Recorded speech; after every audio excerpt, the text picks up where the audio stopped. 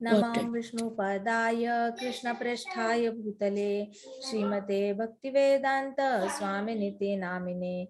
नमस्ते सारस्वते देवे गौरवाणी प्रचारिणे निर्विशेष शून्यवादी पाश्चात्यदेशतारिणे। ओम अज्ञानतिमिरान्धस्य ज्ञानाञ्जनशलाकया चक्षुरुन्मिलितं येन तस्मै श्रीगुरुवे नमः। श्रीचैतन्यमनोभीष्टं स्थापितं येन भूतले स्वयं रूप कदा मह्यं ददाति स्वपदान्तिकं। हे कृष्ण करुणा सिन्धो दीनबन्धो जगत्पते गोपेश गोपिका कान्त राधा कान्त नमोस्तुते। तप्त कांचन गौरांगी राधे वृंदावनेश्वरी वृषभानुसुते देवी प्रणमामि हरिप्रिये। वाञ्छाकल्पतरुभ्यश्च कृपा सिन्धुभ्य एव च पतितानां पावनेभ्यो वैष्णवेभ्यो नमो नमः। जय श्री कृष्ण चैतन्य प्रभो नित्यानंद श्री अद्वैत गदाधर शिवासादि गौर भक्त वृंदा। हरे कृष्णा कृष्णा कृष्णा हरे हरे, हरे राम राम राम हरे हरे। ओम नमो भगवते वासुदेवाय। ओम नमो भगवते वासुदेवाय। ओम नमो भगवते वासुदेवाय। नारायणं नमस्कृत्यं नरं चैव नरोत्तमं देवीं सरस्वतीं व्यासं ततो जयम् उदीरयेत्। नष्टप्रायेषु भद्रेषु नित्यं भागवत सेवया भगवती उत्तम श्लोकी भक्तिर्भवति नैष्टिकी। मुखं करोति वाचालं पंगुं लंघायते गिरिं यत्कृपातम् अहं वन्दे श्रीगुरो दीनतारणम्। हरे कृष्णा कृष्णा कृष्णा हरे हरे, हरे राम राम राम हरे हरे।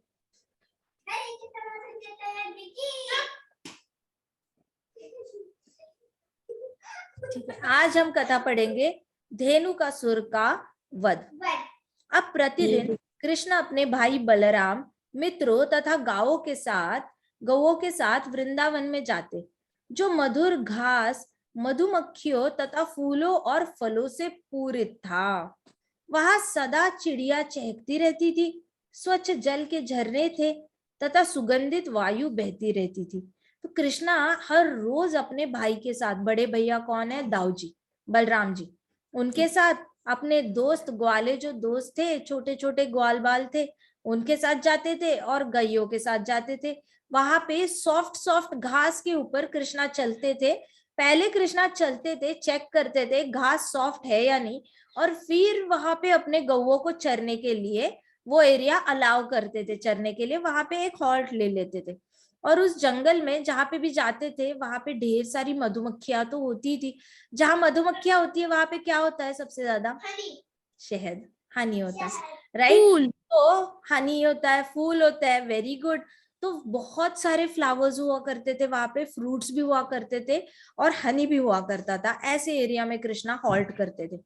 वहां चिड़िया जो होती थी ना, वो हमेशा चू चू चू चू करके चहचहती रहती थी, गाना गाती रहती थी। और वहां पे जो भी पॉन्ड्स थे वो ऐसे गंदे वाले पॉन्ड्स नहीं थे, बहुत क्लीन क्लीन पॉन्ड्स थे। इतने सुंदर पॉन्ड्स थे कि उसके ऊपर लोटस फ्लावर हमेशा खिला रहता था, और वो भी फ्रैग्रेंस से भरा। ऐसे नहीं कि बस दिखने के लिए सुंदर फ्लावर है लेकिन कोई फ्रैग्रेंस नहीं, फ्रैग्रेंस से भरा लोटस फ्लावर। और जैसी हवा आती थी ना, मतलब जैसे कृष्णा वॉक कर रहे हैं और ऐसे हवा आ रही है, उस हवा में लोटस फ्लावर्स की फ्रैग्रेंस आती थी।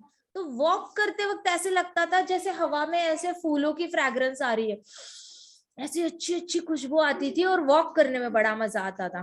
तो वृक्ष फलों के भार से झुके हुए थे, मानो झुककर कृष्ण का स्वागत कर रहे हो।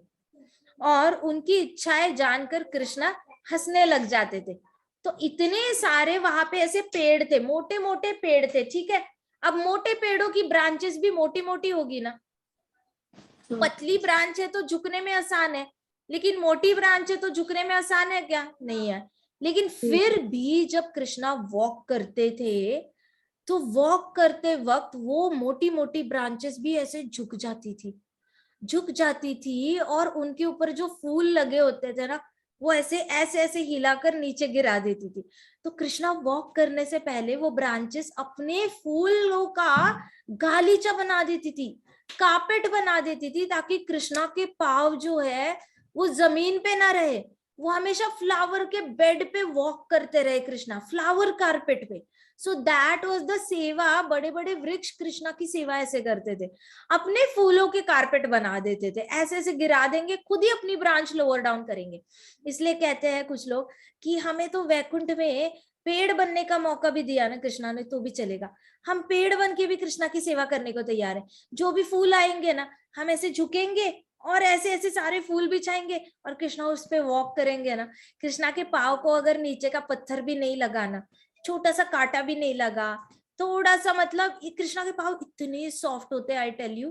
कृष्णा को लोटस पेटल के ऊपर चलाओ तो लोटस पेटल के निशान भी कृष्णा के पाँव के ऊपर आ जाते हैं और रेड रेड पाँव हो जाते हैं कृष्णा के। मतलब न्यूबॉर्न बेबीज के जो पाँव होते हैं ना, उससे भी सॉफ्ट कृष्णा के पाँव होते हैं, फीट होते हैं कृष्णा के, नीचे के तलवे होते हैं, इतने सॉफ्ट होते हैं। इसलिए वृक्ष क्या करते थे, ढेर सारे ऐसे फूल बिछा देते थे ताकि कृष्णा एकदम फ्लावर्स के ऊपर वॉक करे, एंड सच अ सॉफ्ट। तो वृक्ष फलों से, और फिर कृष्ण क्या करते थे, सारे ट्रीज अपने फ्रूट्स भी नीचे गिरा देते थे खाने के लिए। भूख लगी होगी कृष्णा को, तो हम फ्रूट्स भी ऑफर कर देते। जाते जाते कृष्णा एक दो बाइट लेके जाएंगे तो कृष्णा को भूख नहीं लगेगी, कृष्णा भूख लगने से पहले ही पेट भरता जाएगा कृष्णा का। तो अपने फ्रूट्स भी वो ऑफर करते थे कृष्णा को। तो उनकी इच्छाएं, ये सारी इच्छा कृष्णा को जब पता चलती थी ना, तो कृष्णा वॉक करते करते ना, ऐसे जैसे ही वृक्ष की ऐसी ब्रांच नीचे झुकेगी ना, कृष्णा ऐसे कॉर्नर ऑफ द आई से ऐसे देखते थे और स्माइल करते थे। फिर ऐसे देखेंगे और एक वृक्ष की ब्रांच नीचे झुक रही है, ऐसे देखेंगे, स्माइल करेंगे। ऐसे कॉर्नर ऑफ द आई से देख के ना, ऐसे कृष्णा स्माइल करते करते जाते थे, क्योंकि कृष्णा को उनके मन की इच्छा पता चलती थी। कृष्णा को पता चल जाता था कि ये लोग अपने फ्रूट्स ऑफर करना चाहते हैं, फ्लावर्स ऑफर करना चाहते थे, तो कृष्णा एक्नॉलेज करते थे। जैसे आपको किसी ने इरेजर दिया स्कूल में, पेंसिल दी, मानो आपने लाई नहीं पेंसिल, और किसी ने खुद से ही बोला take this from me, give me letter on, तो आप ऐसे करोगे ना, मैम बोलने नहीं दे रही है, तो आप लोगे और बोलेंगे, बोलोगे नहीं थैंक यू, बट आप स्माइल करोगे ना, हाँ या ना। तो वैसे ही कृष्णा एक्नॉलेज करते थे, हेल्प एक्नॉलेज करते थे, सारे पेड़ों को ना साइन देते थे कि मुझे समझ में आ रहा है आपके मन में क्या है, ऐसे करके स्माइल करते थे। तो विहार करते हुए कृष्ण तथा बलराम अपनी वंशी बजाते थे, दोनों भी अपनी वंशी बजाते थे, फ्लूट बजाते थे। और बाल गोपाल मधुमक्खियों और कुक्कू की तरह आवाजें निकालते थे, कभी मोर की तरह नाचते और कभी सरोवरों में हंसों की तरह तैरते। तो जितने भी कृष्णा के फ्रेंड्स थे वो क्या करते थे पता है, जैसे ही कृष्णा और बलराम जी दोनों फ्लूट बजा के वॉक कर रहे हैं ना, ऐसे ऐसे करके वॉक कर रहे हैं, आसपास बाल गोपाल तो वेले खड़े, उन्होंने करना क्या है फिर, बुंग बुंग बुंग, मधुमक्खियों की आवाज कैसे होती है, बुंग बुंग बुंग बुंग, वैसी आवाज निकाल के चलते थे, ऐसे ही चलते वक्त किसी ने पीछे से कू कू कू, किसी ने पीछे से मोर की आवाज क्या क्या क्या। तो ये सब लोग, किसी ने फ्रॉग की आवाज निकालनी, किसी ने मोर की आवाज निकालनी, किस ऐसे सारी अलग अलग आवाजें निकालते हुए पीछे से सारे बाल गोपाल वॉक करते थे उनके साथ, और फिर ऐसे ऐसे ऐसे ऐसे करके डांस भी करते थे, पिकॉक डांस करते थे। और कुछ बाल गोपाल क्या करते थे, हंसों की तरह पानी के ऊपर जो है ना, वो ऐसे तैरते थे, मतलब जैसे हंस होता है ना स्विमिंग कैसे करता है, वैसे स्विमिंग करने की कोशिश करते थे पानी के ऊपर।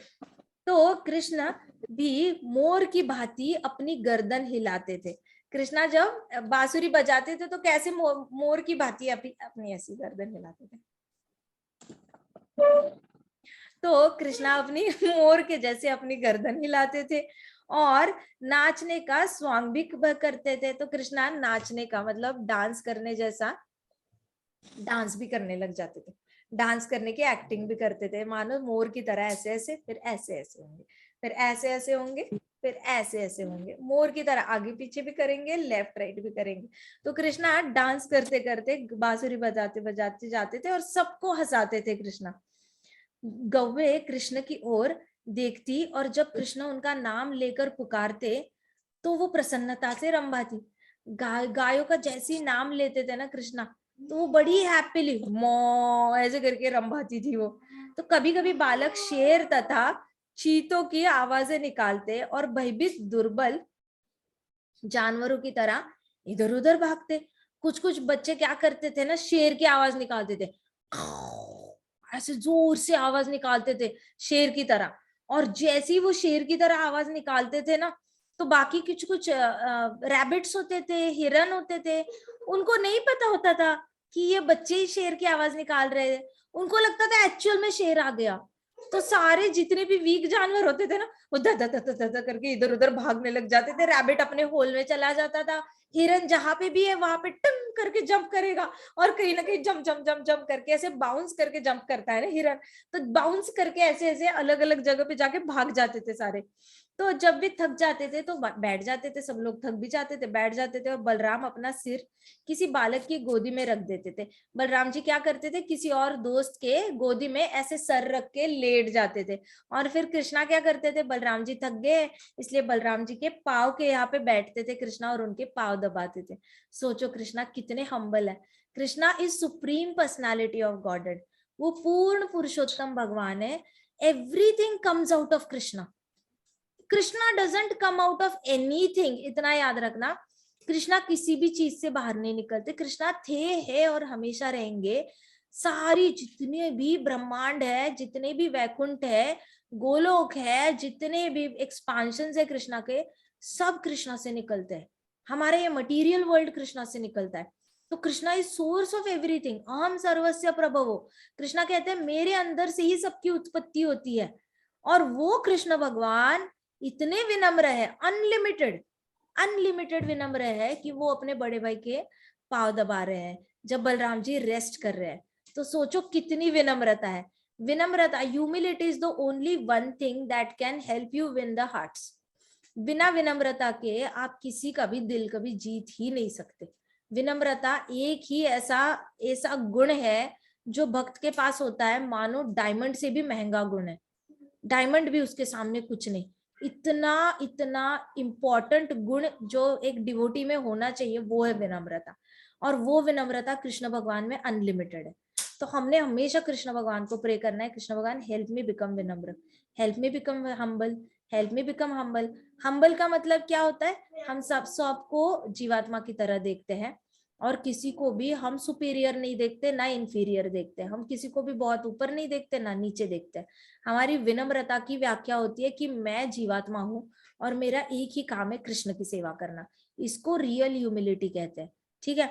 तो कृष्णा तब उनको अपने रोल में ही वॉज वेरी क्लियर कि मैं छोटा भाई हूँ दाऊ जी का, मैं छोटा भाई हूँ बलराम जी का, और मैंने इनके चरण दबाने बनते हैं क्योंकि इनके पाँव में दर्द हो रहा है। तो बलराम जी जैसे ही लेट जाते थे ना किसी बाल गोपाल के ऐसे गोदी में सर रख के, उनके ऐसी टांगे जैसी लंबी हो जाती थी, तो वैसे ही कृष्णा ने आना, उनके पाँव के यहाँ पे बैठना, और उनके ऐसे पाँव धीरे धीरे धीरे करके दबाने लग जाना।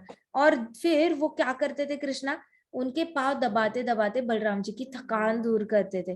फिर बाकी सारे बच्चे क्या करते थे, जब कृष्णा पाँव दबाते थे बलराम जी के, बाकी बच्चे इमीडिएटली बड़े बड़े पत्ते होते थे ना पेड़ के, वो बड़े बड़े पत्ते पेड़ों के काटेंगे, उसको बेल से ऐसे ऐसे बांध देंगे, उसका पंखा बना देंगे हैंड फैन की तरह, ऐसे और ऐसे ऐसे बलराम जी को हवा करेंगे। बलराम जी सोए हैं, उनको हवा बाकी बच्चे कर रहे होते थे, कृष्णा उनके पाँव दबा रहे होते थे। और कुछ बच्चे तो मीठी तान में गीत भी गाने लग जाते थे। कुछ बाल गोपाल तो बलराम जी को अच्छे से नींद आए इसलिए बड़ी सुरीली आवाज में गीत गाने लग जाते थे ताकि बलराम जी को कोई डिस्टरबेंस ना हो। तो उनकी थकान दूर करने के लिए सब सेवा में लग जाते थे। सोचो बलराम जी की सेवा सारे बाल गोपाल कर रहे हैं, कृष्णा कर रहे हैं। तो ऐसा नहीं है, पेड़ भी कर रहे हैं, पेड़ अपने पत्ते दे रहे हैं, फिर सारे बाल गोपाल कोई गा रहा है, कोई पंखा कर रहा है। तो बलराम जी कौन है, spiritual master, supreme spiritual master है। ठीक है। तो परम गुरु कोई है तो वो बलराम जी है। अगर हमें कृष्ण के पास पहुंचना है ना, तो वो सिर्फ बलराम जी पहुंचा सकते हैं हमें, और कोई नहीं पहुंचा सकता। हमें मार्ग से जाना पड़ेगा, हमें प्रॉपर स्टेज क्रॉस करके जाना पड़ेगा, हम डायरेक्टली कृष्णा को एक्सेस नहीं कर सकते। हमें बलराम जी की कृपा प्राप्त करना अनिवार्य है। मतलब it is not an option कि बलराम जी को हम वर्शिप करें या ना करें, बलराम जी को हम कंसिडर करें या ना करें, ये कोई ऑप्शनल सब्जेक्ट नहीं है, ये मैंडेटरी सब्जेक्ट है। क्योंकि अगर कृष्णा तक पहुंचना है ना, तो हमारा वो रास्ता है ना, वो परम गुरु बलराम जी के थ्रू ही जाता है। नित्यानंद प्रभु हो गए, बलराम जी हो गए, these are the spiritual masters, इनके थ्रू ही होके हमें कृष्णा तक पहुंच सकते हैं। They are the bridge between devotees and Krishna. आई बात समझ में? आ रहा है सबको समझ में? हाँ। तो कृष्ण यहाँ पे क्या हुआ कि एक दिन उनके मित्र श्रीदाम और सुबल, स्तोक कृष्ण तथा स्तोक कृष्ण, इन सब ने कहा, कितने देखो कृष्णा के 3 फ्रेंड्स के नाम याद रखना, श्रीदाम, सुबल, स्तोक कृष्ण। श्रीदाम, श्रीदाम, सुबल, सुबल, स्तोक कृष्ण। श्रीदाम, श्रीराम, सुबल, याद रखिए। देखो कृष्णा के साथ पर्सनल कनेक्शन बनाना है तो कृष्णा के मम्मी डैडी का नाम तो अभी याद हो गया आपको, हो गया होगा ना, यशोदा बाई, नंद बाबा, देवकी माता और वसुदेव। अभी कृष्णा के फ्रेंड्स के नाम भी याद करने हैं, श्रीदाम, सुबला, स्तोक कृष्ण। ठीक है, तो ये 3 नाम अभी याद कर लो, बाकी हम ग्रेजुअली याद करेंगे। ठीक है, तो इन तीनों ने कृष्णा को कहा, बलराम जी को कहा, प्रिय बलराम, आपकी भुजाएं बड़ी बलवान है। भुजाएं मतलब क्या? ये बलराम जी का ये ना बहुत ज्यादा स्ट्रॉन्ग था, ऊपर ऐसे ऐसे ये था, पफ्ड अप था। तो कहते बलराम जी आपकी तो भुजाएं बड़ी बलवान है। वो ऐसे हाथ दबाते थे ना, तो उनको पता चलता था कि बलराम जी के प्रॉपर मसल्स है। तो कहते हैं आपकी भुजाएं तो बड़ी बलवान है। हे प्रिय कृष्ण, आप हमें सताने वाले राक्षसों को मारने में बड़े दक्ष हो। फिर बाल गोपाल कहते हैं बलराम जी आपकी आपकी तो आर्म्स बहुत स्ट्रांग है, और कृष्णा आप तो सारे असुरों को मारने में एकदम आगे हो, आप असुरों को मारने से बिल्कुल भी नहीं डरते। यहाँ पे ना एक तालवन नामक जंगल है, तालवन नामक जंगल में फलों से लदे बड़े बड़े ताड़ के वृक्ष है। कहते कि यहाँ पे एक जंगल है जिसका नाम है तालवन, और वहां पे तालवन में कौन से पेड़ होंगे? ताल के पेड़ होंगे ना, और कौन से पेड़ होंगे? मूंगफली के होंगे? किस चीज के होंगे? नारियल के होंगे? नहीं ना। तालवन में कौन से वृक्ष होंगे? ताड़ के। तो ताड़ के वृक्ष थे, इसलिए वन का नाम क्या था? तालवन। तो वहां पे ताड़ के वृक्ष थे, लंबे लंबे, बहुत लंबे होते हैं ताड़ के वृक्ष। ठीक है, तो वैसे वाले वृक्ष है। कहते हैं कि कुछ फल वृक्षों से नीचे गिर चुके हैं और कुछ पके मीठे फल वृक्षों में लदे हैं। यह अत्यंत अच्छा स्थान है, परंतु विशाल राक्षस धेनुकासुर के कारण वहां जाना सुरक्षित नहीं है। कहते कि वो तालवन में पेड़ इतने बड़े बड़े हैं और इतने सुंदर मीठे मीठे फल लगे हुए हैं ना, उसको इतने ज्यादा मीठे मीठे, कुछ तो ऊपर ही पक के ऐसे लदे हुए हैं कि अभी गिर सकते हैं, अभी गिर सकते हैं, और कुछ कुछ फल ऑलरेडी नीचे गिर चुके हैं। लेकिन वहां पे जाने से बहुत डर लगता है क्योंकि वहां पे धेनुकासुर है, और वो धेनुकासुर किसी को फ्रूट्स खाने नहीं देता, वो सब अपने लिए रखता है। तो कहते कि वहां पे जाने से बहुत डर लगता है क्योंकि धेनुकासुर से रक्षण कौन करेगा फिर हमारी? तो वह राक्षस गधे जैसा लगता है। वो बच्चों ने क्या बताया बलराम जी को, वो जो राक्षस है ना वो कैसे लगता है? गधे जैसा, गधे जैसा। और उसके सारे मित्र भी गधे जैसे दिखते हैं। तो एक्चुअल में ऐसा नहीं कि हम कहते हैं ना अरे वो गधा है, लेकिन वो इंसान ही होता है, लेकिन हम उसको गधा कहते हैं, लेकिन ये एक्चुअल में गधे जैसा था। उसने रूप जैसे अगासुर ने बड़े से स्नेक का रूप ले लिया था ना, और बका ने इसका रूप लिया था वक का, वैसे ही इसने किसका रूप लिया हुआ था? धेनुकासुर ने गधे का रूप लिया हुआ था। चॉइस तो देखो गधे की, गधे का रूप लिया है उसने। तो धेनुकासुर ने गधे का रूप लिया होता, उसके सारे दोस्त गधे जैसे दिखने वाले, एक्चुअल गधे, लिटरल गधे, लिटरल गधे, 4 टांगों वाले गधे। तो किसी को भी वो फल नहीं देते थे। वे बहुत बलवान है और हम सब वहां जाने से बहुत डरते हैं। यहाँ तक कि पक्षी और जानवर भी वहां जाकर सोते नहीं है। वे सभी उस स्थान को छोड़कर बाहर चले गए हैं। कहते कि तालवन इतना ज्यादा टेरर से भर गया है, इतना ज्यादा टेरर है वहां पे, मतलब वहां पे एनिमल्स भी नहीं रहते, सारे बर्ड्स और एनिमल्स भी तालवन छोड़ के भाग गए हैं। और हमारी तो जाने तो दूर की बात, क्योंकि वो लोग बहुत स्ट्रांग है, उनके सामने जाने की हमारी तो हिम्मत नहीं है, लेकिन हमें फ्रूट्स खाने का बड़ा मन कर रहा है। वो तो हम भी उन मीठे और स्वादिष्ट फलों को चखना चाहते हैं बलराम जी, और वहां से आने वाली सुगंध भी भरपूर स्वाद लेना चाहते हैं। तो बच्चों ने कहा बलराम जी को कि वहां से बहुत अच्छी फ्रेग्रेंस आती है, तो हमें वहां पे जाके फ्रूट्स का स्वाद लेना चाहते हैं हम, केवल आप ही उन राक्षसों को मार सकते हो। ऐसे करके बलराम जी और कृष्णा को क्या कहा सारे बच्चों ने कि हमें फ्रूट्स खाने हैं, और वो अगर डिस्टर्ब करेंगे तो आप उनको मार देना, बड़ा सिंपल है ना। कृष्णा को तो, कृष्णा ने तो पूतना को मारा, तृणावर्त को मारा, शक्टासुर को मारा, वत्सासुर को मारा, बकासुर को मारा, अब क्या कृष्णा के लिए मुश्किल है, अघासुर को भी मारा। तो अभी तो बच्चों को ऐसी कॉन्फिडेंस आ गई थी ना कृष्णा पे, कहते कि हमें फ्रूट्स खाने हैं, और वो अगर गधे आ भी जाएंगे ना तो आप तो उनका वध कर ही लोगे ना कृष्णा, तो हमें वो फ्रूट्स प्लीज खाने दो ना, ऐसे करके रिक्वेस्ट की। तो प्रिय कृष्ण बलराम, चलो ना तालवन चलते हैं, उन स्वादिष्ट फलों का आनंद लेते हैं, क्या आपको यहाँ से उनकी सुगंध आकर्षित नहीं करती? तो बच्चों ने कृष्णा और बलराम को कहा चलो ना वहां चलते हैं, चलो ना, आपको यहाँ वहां की इतनी अच्छी फ्रेग्रेंस आ नहीं रही, आपको जाने का मन नहीं करता, देखो कितने स्वादिष्ट फल है, ऐसे मानो। अच्छा, आपने कभी बहुत सारे मैंगोज की फ्रेग्रेंस ली है क्या? हाँ 200 मैंगोज है तो ऐसे रूम में रखे हैं, 2 पेटी 3 पेटी मैंगोज रखे हैं, तो आपको रूम में कभी मैंगोज की फ्रेग्रेंस आई है पके हुए? हाँ, बहुत अच्छी होती है। मन करता है ना मैंगो खाने का, जैसे ही वो खुशबू आती है तो बस, जब मैंगोस निकल जाते हैं तब भी ऐसी खुशबू तो सेम सेम वाली फीलिंग जो है ना बाल गोपाल को आई थी, क्योंकि वहां की फ्रूट्स की फ्रेग्रेंस इतनी ज्यादा फैल चुकी थी, पूरा तालवन मतलब जंगल भरा हुआ था फ्रूट से। जंगल ऐसा नहीं है कि बस एक छोटा खेत भरना मैंगो से और जंगल भरने में जमीन आसमान का फर्क है। जंगल बहुत बड़ा होता है, उसकी कोई बॉर्डर ही नहीं होती पहली तो वहां पे इतने सारे फ्रूट्स लदे हुए थे, उसकी खुशबू बाहर आ रही थी, इसलिए कहते कृष्णा क्या आपको उसकी खुशबू अट्रैक्ट नहीं करती? तो प्रिय कृष्ण बलराम चलो ना, ऐसे करके सबने हाथ पकड़ा बलराम जी का और कृष्णा का, और हाथ पकड़ के ऐसे खींचने लग गए, कृष्ण बलराम चलो ना तालवन, चलो ना, हमें वो फ्रूट्स खाने हैं, चलो ना, ऐसे करके खींच खींच के ले जा रहे हैं कृष्ण बलराम।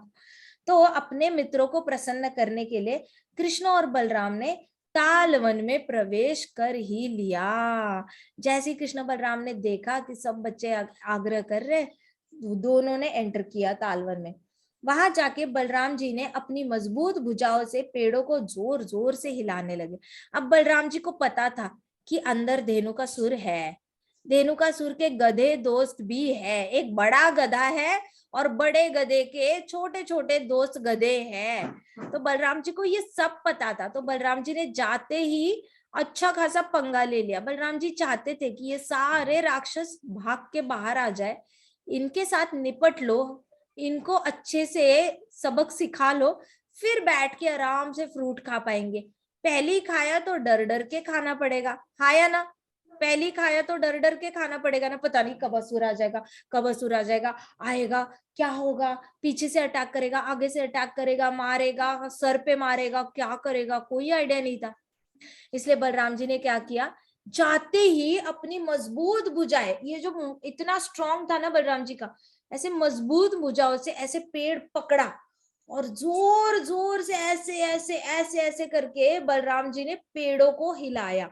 एक पेड़ को हिलाया, धड़ धड़ धड़ धड़ धड़ करके ढेर सारे फ्रूट्स का पहाड़ बन गया।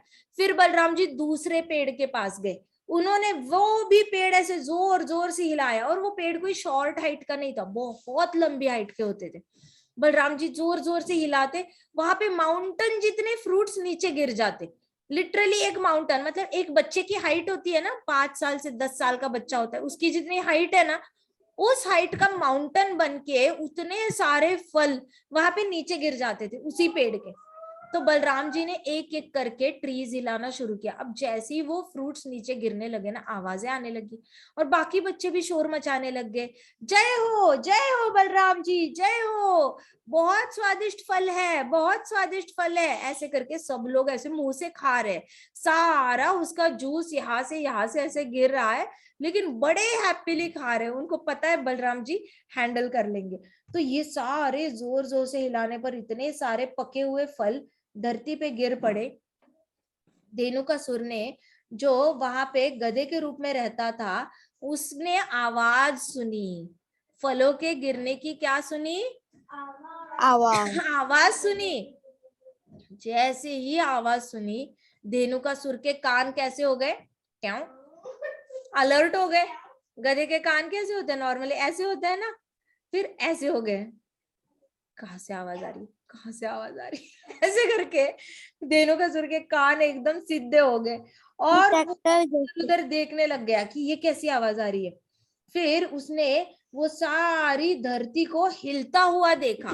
धेनुकासुर ने क्या देखा कि पूरी ऐसे उसका जंगल हिल रहा था, धड़ धड़ ऐसे करके, क्योंकि बलराम जी जब पेड़ हिलाएंगे तो जमीन भी तो हिलेगी ना, ऐसे थोड़ी है सिर्फ पेड़ हिल रहा है, जमीन भी तो हिलेगी। तो जमीन भी हिल रही थी, पेड़ भी हिल रहे थे।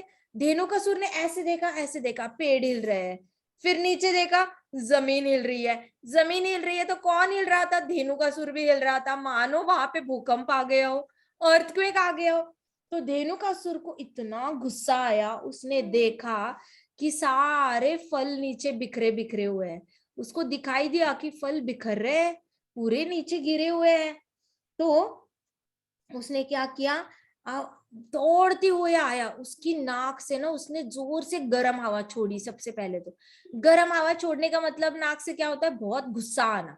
तो धेनुकासुर की आंखें लाल हो गई, उसकी नाक से गर्म हवा निकली और उसने ऐसे मतलब खीको करते हैं ना, आवाज निकालते हैं, गधे कैसे आवाज निकालते हैं, वैसी आवाज निकाली और ऐसे आवाज निकाल के भागते भागते आ गया, जोर से भागते आ गया और इमीडिएटली ऐसे यू टर्न ले लिया। आप बताओ, आपको किसी को थप्पड़ मारना है तो आप ऐसे ऐसे भागते जाओगे ना और फिर सटाक करके लगा दोगे, लेकिन धेनुकासुर ने क्या किया, धाड़ धाड़ धाड़ धाड़ भागता हुआ आया आया आया और ट्याऊ ऐसे करके उसने यू टर्न ले लिया और उसने पीछे की टांगे उठाई।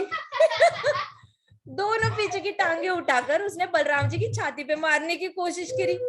वो सामने के गधे सामने के पैरों से नहीं मारते ना, पीछे के पैरों से मारते हैं, तो उसको यू टर्न लेना पड़ा। जितनी स्पीड से आया था कोई फायदा ही नहीं उसका, इससे अच्छा तो नॉर्मल स्पीड से आता, यू टर्न लेता और मारता। नहीं, उसने स्पीड से आया, गुस्से में आया। पास आने के बाद उसको पता चला, अरे मैं सामने वाले हाथों से मार ही नहीं सकता। यू टर्न लिया उसने और यू टर्न लेने के बाद पिछले पैर से बलराम जी की छाती पर जोर से मारा। बलराम जी की छाती पे उसने दो पैर पीछे के थाड़ करके छाती पे मारा। सीरियसली गधा है, मतलब बलराम जी के साथ पंगा ले रहा है, उसको इतनी तो अकल होनी चाहिए, बलराम जी सो स्ट्रॉन्ग। और उसने गधे ने, धेनुकासुर ने बलराम जी की छाती पे दोनों पैर मारे, जोर से मारे। फिर पहले बलराम ने उसे कुछ नहीं कहा, ठीक है, बलराम जी तो वैसे भी थोड़े से शांत प्रवृत्ति के होते हैं, शुरुआत में कुछ नहीं करते बलराम जी, काफी पेशेंस दिखाते हैं। तो बलराम जी ने शुरुआत में उसको कुछ नहीं किया और फिर क्रोधित असुर ने और जोर से उनकी छाती पर मारा। बलराम जी ने शुरुआत में तो कुछ भी काउंटरएक्ट नहीं किया, क्योंकि बलराम जी को लगी नहीं। बलराम जी को लग सकती है भला? पॉसिबल है? बलराम जी इतने बलराम, बल के देव भगवान, और उनको मारने की हिम्मत धेनुकासुर ने की है। हालांकि बलराम जी को कुछ भी नहीं लगी थी, तो बलराम जी ने रिएक्ट भी नहीं किया, ऐसे दिखाया जैसे है ये क्या हुआ, ऐसे ऐसे करके झाड़ दिया बस। फिर से गधा, उसने पीछे के पांव उठाए, वापस बलराम जी को चेस्ट पे मारा जोर से। फिर बलराम जी को क्रोध आया। फिर बलराम जी ने क्या किया, इस बार बलराम ने असुर की टांगों को एक हाथ से पकड़ लिया। फिर बलराम जी ने सोचा कि अच्छा तू पीछे के टांगों से मारेगा ना, ला तेरी टांगे ही मैं पकड़ लेता हूँ, अब मार। अब किससे मारेगा? ना तू मुंह से काट सकता है, कुत्ते मुंह से काटते हैं ना, हाँ या ना? कुत्ते मुंह से काटते हैं ना, बंदर किससे मारता है? पंजे से मारता है, यस और नो? फिर बिल्ली कैसे मारती है? बिल्ली भी पंजे से मारती है, यस और नो? तो एनिमल्स के पास कोई एक स्ट्रॉन्ग ये होता है, बॉडी पार्ट होता है जिससे वो अटैक करते हैं, ठीक है? तो वैसे ही धेनुकासुर ठहरा गधा, उसके पास सिर्फ जैसे बर्ड्स अपने बीक से पैर अटैक थे, करते हैं। वो आगे के पैरों से भी अटैक नहीं कर सकता, ना मुंह से काट सकता है वो। तो पीछे की टांगे पकड़ी बलराम जी ने, उसको बिल्कुल जैसे सांप होता है। सांप क्या करता है? सांप मुंह से अपने दांतों से काटता है और विष डालता है।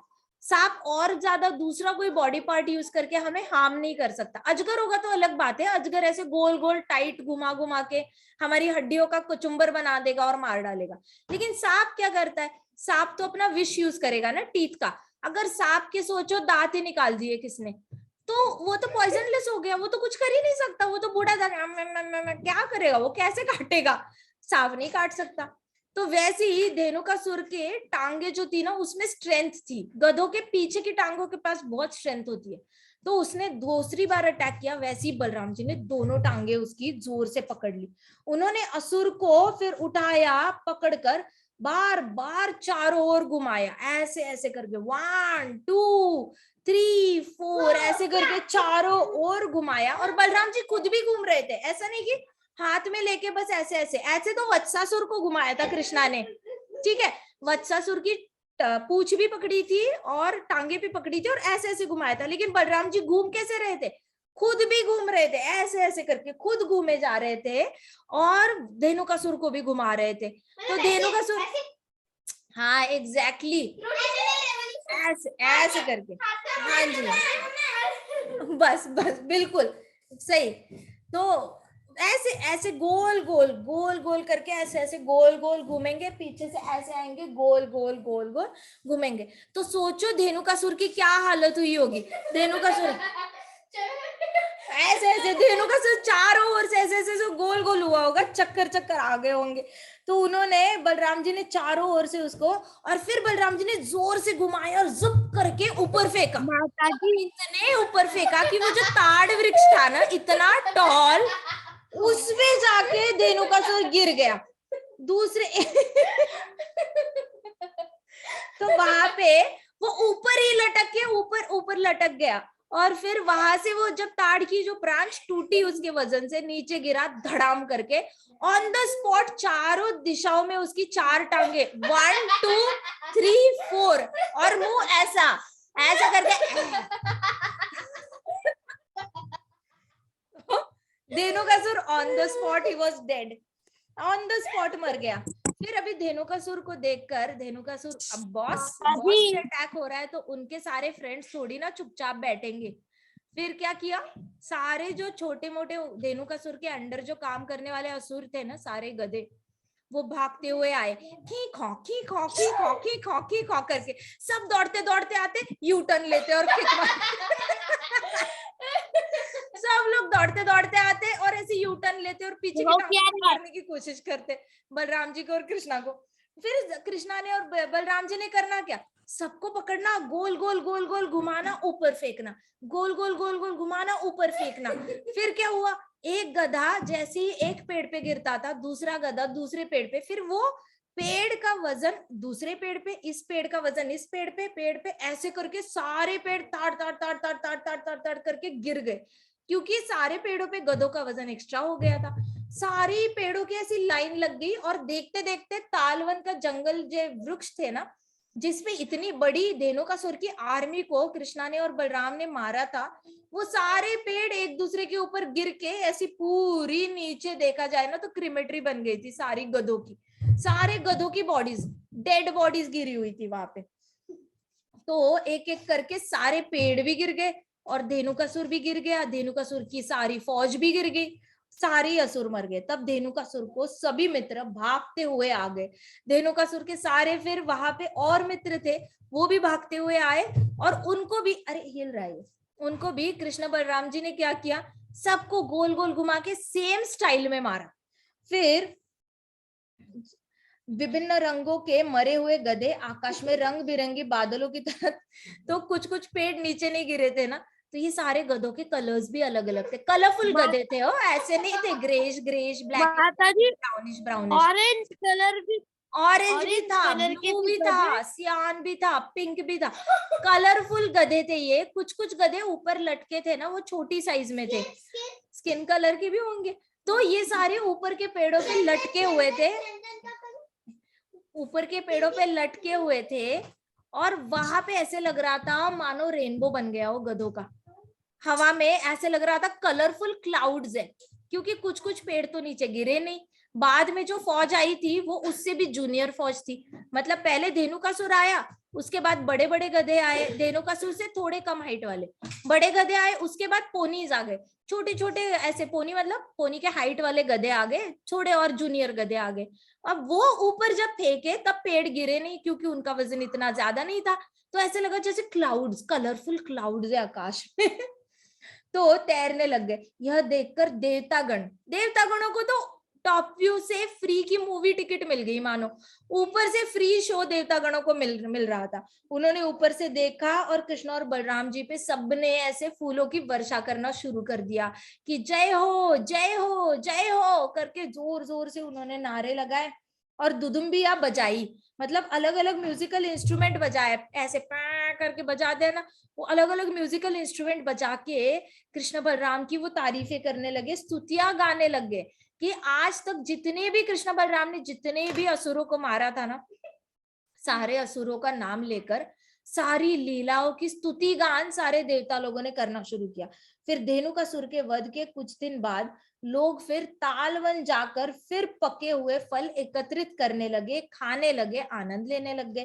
फिर तालवन में वापस क्या हुआ, पंछी आने लग गए, एनिमल्स आने लग गए, मधुमक्खियां आने लग गई, वापस तालवन एक नॉर्मल फॉरेस्ट की तरह बन गया था। अब ये जो धेनुकासुर था ना, ये क्या करता था पता है, ऐसा नहीं कि वो सारे फ्रूट्स खाता था, गधे तो फ्रूट्स वैसे इतने भी शौकीन नहीं होते, लेकिन खाता था। लेकिन वो क्या करता था, इतनी बड़ी बड़ी बैलगाड़ियों में ये सारे फ्रूट्स भर के उसको कंस के पास मथुरा भेजना होता था, और वहां पे कंस एंजॉय करेगा। कंस अपने फ्रेंड्स को, जैसे मगध हो गया, इधर उधर देशों में उसने भेजना अब ये सारे फ्रूट्स, क्योंकि तालवन के फ्रूट्स पॉपुलर थे, वर्ल्ड पॉपुलर कहते हैं ना, वैसे ग्लोबली पॉपुलर, वैसे तालवन के फ्रूट्स पॉपुलर होते थे। तो इसने सारे फ्रेंड्स को भेज देना, तो यहाँ के लोगों को तो खाने को मिलता ही नहीं था। और धेनुकासुर क्या करता था, किसी को खाने नहीं देता था, उसको बस कंस के दरबार में ना अपने नंबर बढ़ाने होते थे। नंबर बढ़ाना मतलब क्या कहते हैं कि उसको बड़ा इम्प्रेस करना होता था कंस को। तो उसने बड़ी बड़ी बैलगाड़ियां भरकर ना तालवन के सारे फ्रूट्स कंस को भेज देना, और फिर कंस उसको पालता था, पोसता था, कंस उसको कुछ लक्ष्मी दे देगा, वहां रहने के लिए और ज्यादा ये दे देगा। तो इस तरीके से धेनुकासुर किसके अंडर जॉब करता था, आइडियली देखा जाए तो कंस के अंडर। तो इस it really matters the most कि आप किसकी सेवा करते हो। आपके पास इतने सुंदर फ्रूट्स होने के बावजूद भी अगर हम भगवान को भोग नहीं लगा रहे और वो किसी और को ही बेच रहे हैं, तो इसका मतलब ये धेनुकासुर मेंटालिटी हुई कि सिर्फ अपनी इंद्रिय तृप्ति के लिए, चलो बेचकर भी पैसा हमें आना है, लेकिन फिर भी अगर किसी की खेती हो, किसी की बाग हो फ्रूट्स की, तो सबसे पहले हमारा फर्ज बनता है कि फ्रूट्स का भोग कृष्ण भगवान को लगे, बलराम जी को लगे, सारे भोग लगे। उसके बाद फिर आप फलों का स्वाद लेना चाहते हो तो ले लो एज अ प्रसादम, और फिर बाकी लोगों को भी बांटो। लेकिन अगर हम सिर्फ इंद्रिय तृप्ति के लिए अपने फलों का स्वाद लेने लग गए ना, तो वो सिर्फ हमारा क्या होगा, ढैचू ढैचू वाला काम होगा, धेनुकासुर वाला। फिर बलराम जी ने आना है, गोल गोल घुमाना है और ऊपर फेंक दे बलराम जी ने अच्छी खासी हमारी ये करनी है, मसाज कर देनी है ऊपर उड़ा उड़ा के।